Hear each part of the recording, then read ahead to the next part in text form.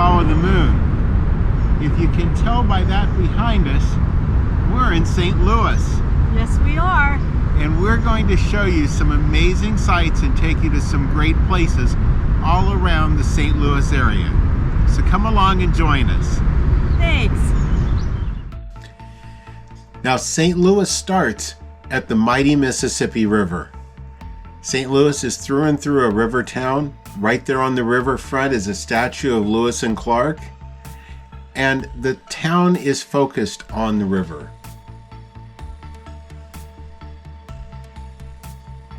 As you're at the river looking up into the city, one of the first things you see is the most iconic thing about St. Louis, and that is the Gateway Arch, which is now the Gateway Arch National Park. This is a national park. It's the smallest national park in the system at just right at 90 acres. But it's not the size of the park that counts, it's what it's known for. Now, going into the arch, you go through the museum, and it starts in when St. Louis was founded in 1764, goes through the early days, goes through the history of Thomas Jefferson, and what the town looked like back in the day as a riverfront town. Now, this is what the Arch complex looks like today. You'll go through a gift shop, there's also a snack bar, and then you go to the top. There are 8 pods that take you from just below ground to the top of the arch. It's a 4-foot tall door, very narrow, that you board the pod. Now, each pod can hold up to 5 people. I was actually in a pod by myself on this trip, and it was none too spacious. My head actually hit the ceiling. Now, you'll notice the angle of those bars in the middle, and there how it ratchets back. It does that all the way going around the curve. Here again in a moment, you'll start to notice that center bar is at an angle, and then it ratchets back. When you reach the top, there are some steps to climb. If you're in pod number 1, you've got the least amount of steps. Pod number 8, you have the most. I was in number 7. When you get to the top, the floor is curved, something I had never thought about, but it does make it a little strange walking. Those windows are only 7 inches tall, but when you look to the east out over the Mississippi River and out into the state of Illinois, or look to the west and see the city, Budweiser Stadium, all the green spaces there. What a beautiful skyline. It is an absolutely stunning view. Now, just a few blocks away to the south is the original location of Emo's Pizza. Emo's is a St. Louis staple. They call it St. Louis style pizza. And you can see there from the brick wall, this building's been there for a little while. We walked down there from the arch, it was just a few blocks. This is actually what Emo's menu looks like now. And if you're not familiar with St. Louis style pizza, it is a very thin, almost cracker-like crust loaded with toppings, as you can see. Very good. And they use provolone instead of mozzarella cheese. And this one was covered with bacon. Yes, strips. Now, also part of the complex of the national park is the old courthouse. It was currently closed for renovations. It's located right across from the arch, but the historic courthouse is directly across the street from the arch. There's a statue there of Dred and Harriet Scott, who filed suit for their freedom at this very courthouse in 1846. The next block away from the river is Keiner Plaza Park. And Keiner Plaza Park is known for their statue of the runner. Now they also have great green spaces. They have playgrounds. It really is in a little oasis right in the middle of the downtown. Yeah, you just don't realize how much city is around this when you're walking through it. And there's so much full greenery, you don't hear the city so much. Mm-hmm. The next area inland from there is Citygarden. And Citygarden not only has beautiful flowers, beautiful greenery, and just great garden grounds, but it's a sculpture park. And they have all different types of sculptures. This was one I just loved watching. It must have been powered by the wind. I'm not sure how that all worked. But people could come out there on their lunch, just sit back and relax. Any type of sculpture imaginable. Yes. Even the bunny rabbits. That was my favorite. This one was not. I couldn't figure out if that was a sieve or what that was. And I liked Pinocchio. Yes. Now, also part of the Gateway Arch National Park is the old cathedral. And the old cathedral was built in 1834. It was the original Basilica of St. Louis. It's a very grand looking church. And they still do have services there. Yes, they do. And it is open to the public, but it is actually on the national park grounds. And they do have a museum there on the property.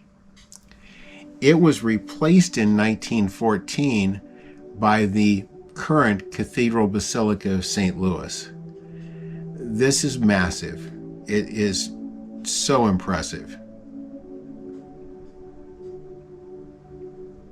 If you think you'll never get to go to Europe and see them, you don't have to.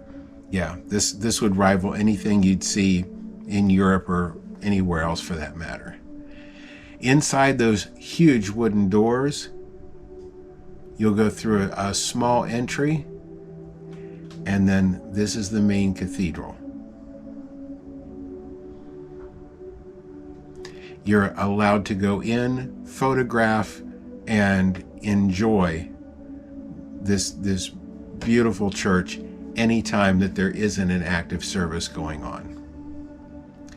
The ceilings are all inlaid mosaics. Much of that is gold leaf.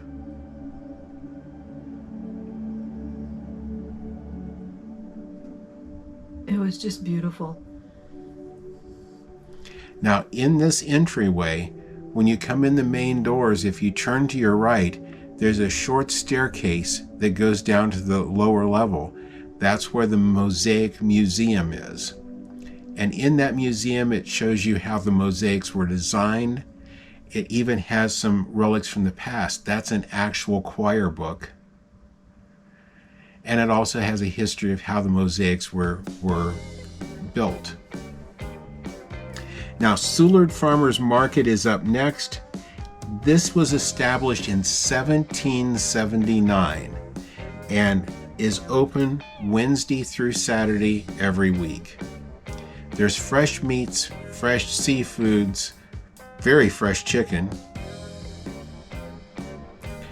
and great fruits and vegetables. There's even some places with antiques. There were baked goods. Oh yeah, great baked goods. And there were dog food too, dog bait stuff. Yes.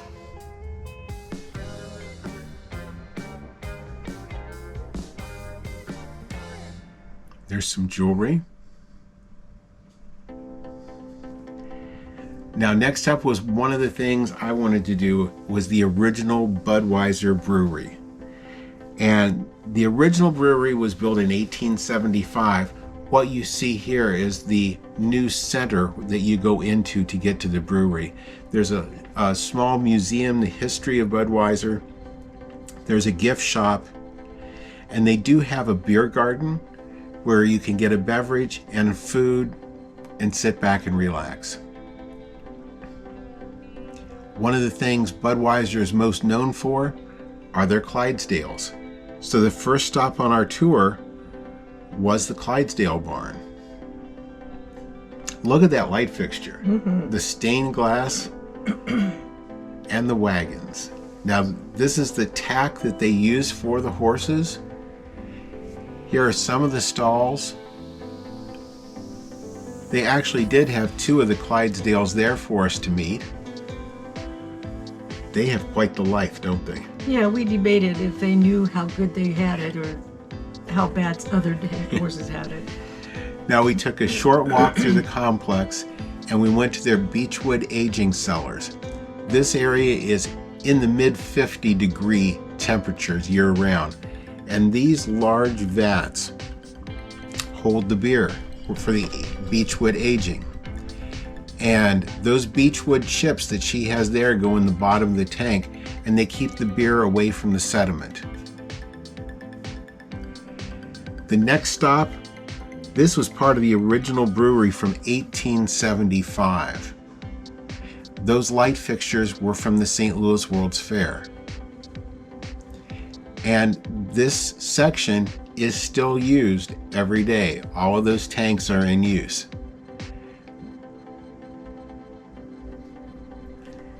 Now our next stop is where it's bottled or put in cans or put in kegs.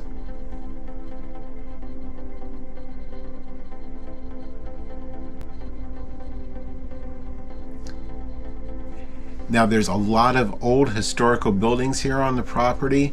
Some that were used after Prohibition hit when they were making ice cream, they were making soda pop, but it all comes back to the Anheuser-Busch Eagle. Now another part of St. Louis history is Union Station. Union Station was started construction in 1891 and completed in 1894. Here you see it across the Aloe fountain across the street. Now, this building is no longer used as an active rail station. It does hold the St. Louis Aquarium at the rear of the building. They still do have some trains on display there, and they do have one of the wheels it seems like most of the cities are getting today.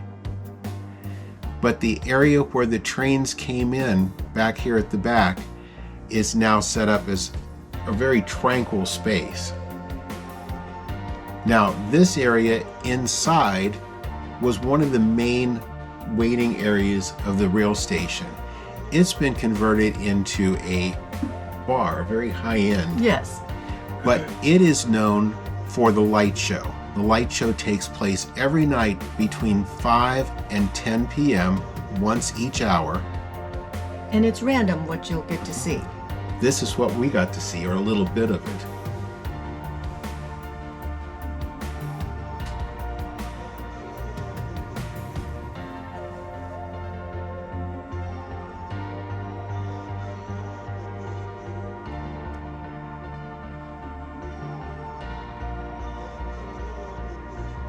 It's so fun.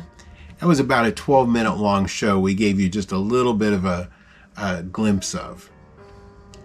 Now next up we're at Delmar Loop, and Delmar Loop is home to the Chuck Berry statue.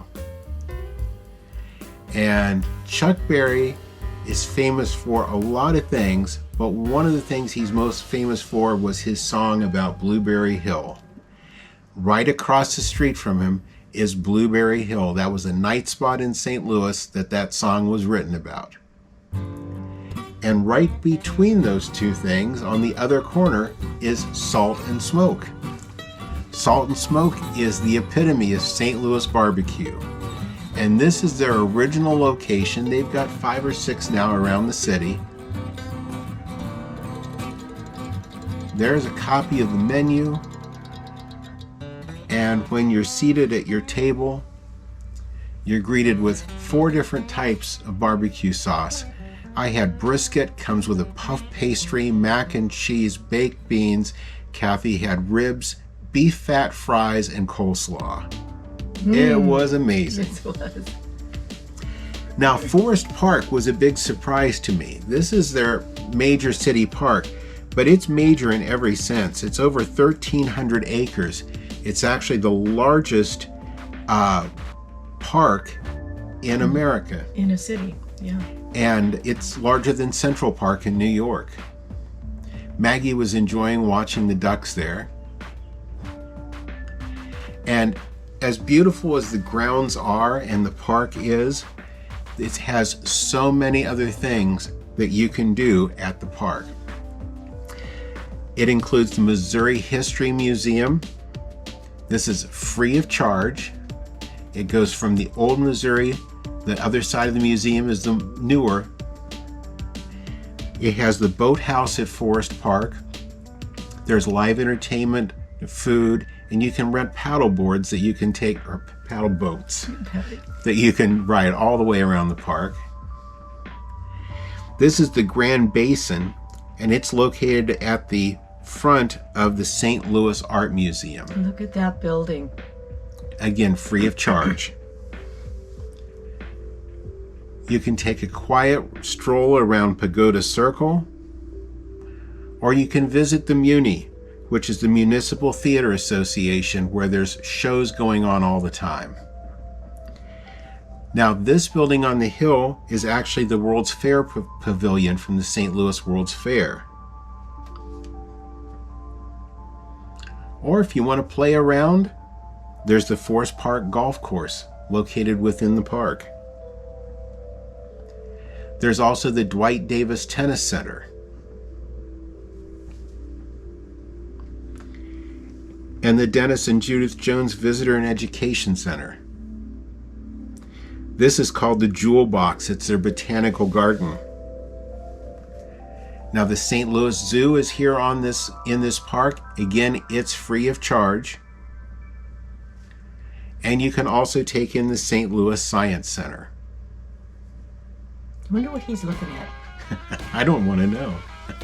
Next up is Ted Drewes Frozen Custard.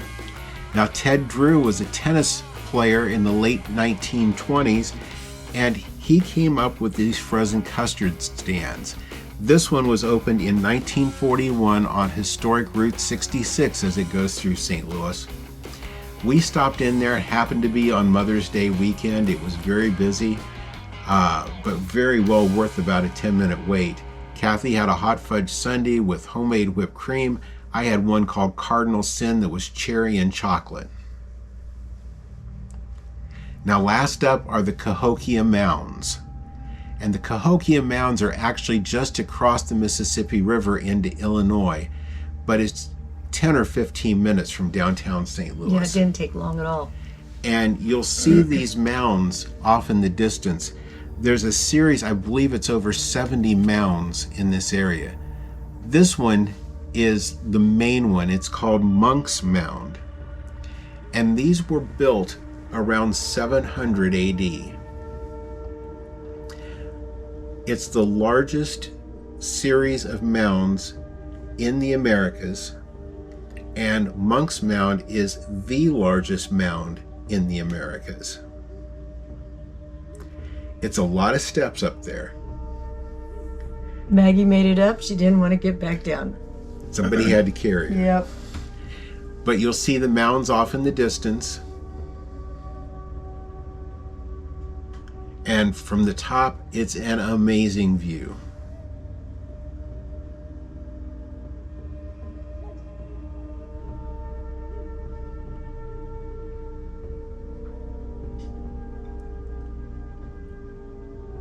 Now, to give you an idea, that's from the back to the front of the top of that mound.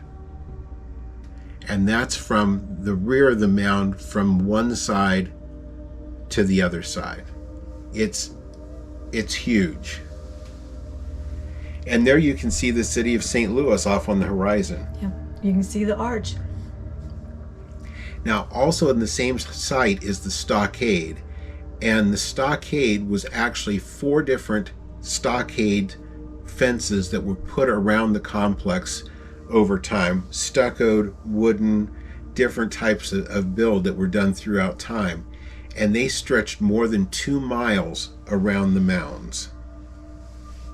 There's also Woodhinge, and this was a timekeeping device that they had built so that they could tell the seasons of the year, and this one has been rebuilt. There were 5 actually there. Well, Kathy, what did you think of St. Louis? I loved it. It is so beautiful and so historic, and just was a great trip. If you saw our Kansas City video, one of the things I talked about within that was the amount of artwork, the amount of the old versus the new, and I think you've seen that here in St. Louis also. Absolutely. So we want to thank you for coming along with us. If you liked the video as much as Maggie likes my hand, leave us a thumbs up. And if you haven't yet subscribed, please do so and ring the notification bell. That way you'll know when any of the extra videos come out during the week like we have been doing. And thank you for following us as we follow the moon. Thanks for watching today. If you haven't already, please subscribe to our channel. And be sure to ring the notification bell so you'll know when new videos come out. Don't forget to follow us on social media too.